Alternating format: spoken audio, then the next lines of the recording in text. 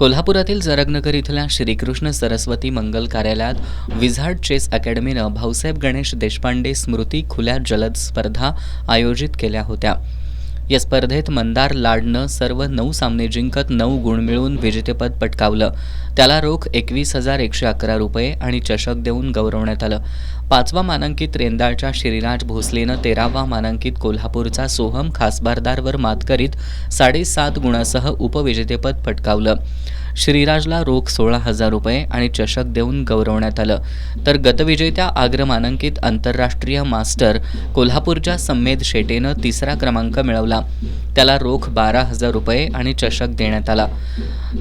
त्याचबरोबर अन्य गटातील विजेत्यांना अरविंद देशपांडे, श्रीपाद वैद्य, प्रसाद देशपांडे, प्रसाद कुलकर्णी, अमोल देशपांडे, सूरज वैद्य, अंकिता आळतेकर, अमृता वैद्य, मेघना मारुलकर, अश्विनी वैद्य, दीपाली कुलकर्णी, अस्मिता कुलकर्णी यांच्या हस्ते बक्षिसं देऊन गौरवण्यात आलं. या बक्षीस वितरण प्रसंगी धीरज वैद्य, अनिश गांधी, आंतरराष्ट्रीय पंच भरत चौगुले, मनीष मारुलकर, आरती मोदी आणि अंकिता आळतेकर यांच्यासह स्पर्धक उपस्थित होते.